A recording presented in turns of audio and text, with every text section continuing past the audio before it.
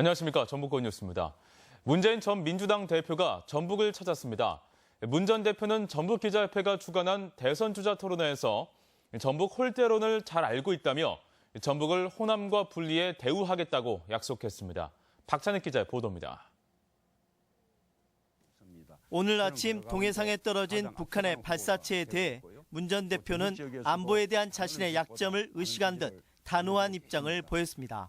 그러나 여러 번 경고했음에도 불구하고 북한이 아주 이렇게 무모하고 어리석은 도발을 계속하는 데 대해서 강력하게 규탄합니다. 개헌에 대한 질문이 나오자 제왕적 대통령제의 개혁뿐 아니라 자신이 주장하는 연방제 수준의 지방 분권을 위해서 반드시 필요하다며 다음 정권 초기에 추진할 뜻을 밝혔습니다. 참여정부 당시 전북을 홀대했다는 의견에 대해서는 동의하기 어렵지만 지역 안배를 하면서 광주 전남을 호남으로 묶어 생각한 것이 전북을 소외시켰다며 사과했습니다. 전북을 앞으로 별도의 권력으로 우리 경제 면에서나 또는 인사탕평의 면에서나 그렇게 해나가겠다는 약속을 드립니다. 토론회에 앞서 국민연금 기금운용본부 신청사를 직접 방문한 문 전 대표는 전북 혁신도시를 금융허브로 육성하고 지지부진한 새만금의 내부 개발도 속도를 내야 한다고 말했습니다. 청와대 내에 기구를 두지 않던 제가 만약 대통령이 된다면 제가 직접 챙겨 나가겠습니다. 오는 6월 폐쇄하는 현대중공업 군산조선소에 대해서는 계속 존치돼야 한다면서도 명확한 해법은 내놓지 못했습니다. MBC 뉴스 박찬익입니다.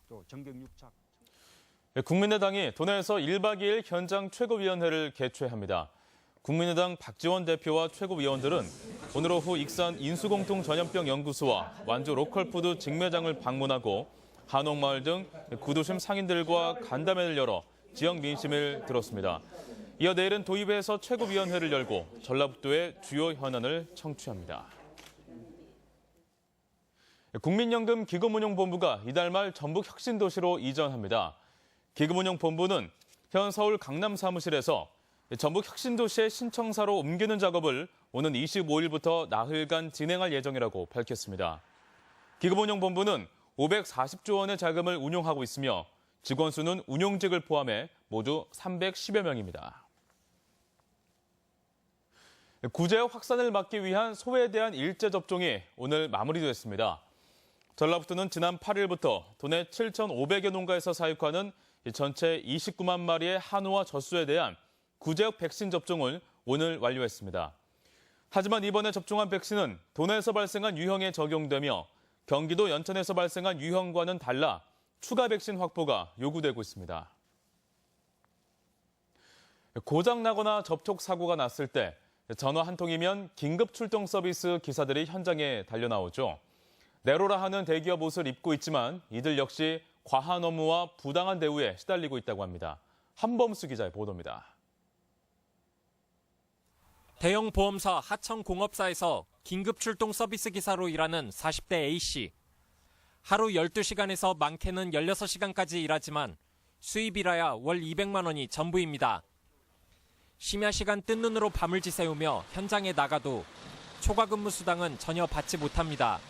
어쩌다 24시간 당직 쓸 때는 36시간 이상 일을 하고 집에 들어가고요. 특별히 어디 공간이 있어서 잠을 자거나 그럴 때도 없고요.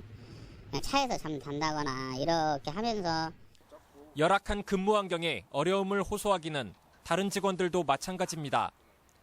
공업사 측이 시간의 수당은 물론 4대 보험과 퇴직금조차 주지 않는 사례가 다반사지만 가불관계에 놓인 탓에 제대로 하소연조차 하지 못합니다.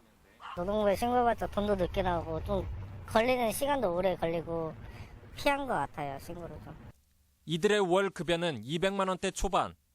월 노동시간으로 나눠보면 시급은 평균 5천 원으로 최저임금 기준 시급인 6,450원에 75% 수준에 불과합니다. 그런 얘기하면 아직도 그렇게 일 시키는 데가 대한민국에 있냐고 물어볼 정도로 굉장히 의아해하고 놀라신 분들 많죠. 하청 직원들과 상생을 추구하겠다던 대기업들은 출동기사들의 처우가 하청업체 내부의 일일 뿐이라며 뒷짐만 지고 있습니다. 고용 형태가 아니기 때문에 공업사하고 그 기사분하고 이제 계약을 하는 거고 저희는 그 공업사하고 저희하고 계약을 하는 거거든요. 대기업은 기사들에게 질 높은 출동 서비스를 강조하지만 그 이면에 숨겨진 부당한 처우에 대해서는 애써 외면하는 모양새입니다. MBC 뉴스 한범수입니다. 실효성 없는 도자치법규가 일제 정비됩니다. 전라북도는 현재 시행 중인 조례와 규칙, 훈령, 예규 등 699건의 자치법규가 상위법 내용과 일치하는지 조사하고 실효성이 없거나 불합리한 법규는 폐기하기로 했습니다. 앞서 도는 행정의 신뢰성 확보를 위해 지난해 205건의 자치법규를 정비했습니다. 정부의 예비 타당성 조사에서 지역균형 발전을 고려하도록 하는 개정 법률안이 발의됐습니다. 국회 김광수 의원에 따르면 정부의 예비 타당성 조사 대상 사업에 건설공사가 포함된 경우 타당성 평가에서 지역균형 발전 항목을 우선 고려하도록 하는 국가재정법 개정안이 발의됐습니다. 이는 경제만을 중시해 타당성이 평가될 경우 낙후 지역의 SOC 사업은 추진이 불가능해져 균형 발전에 저해된다는 판단에 따른 것입니다.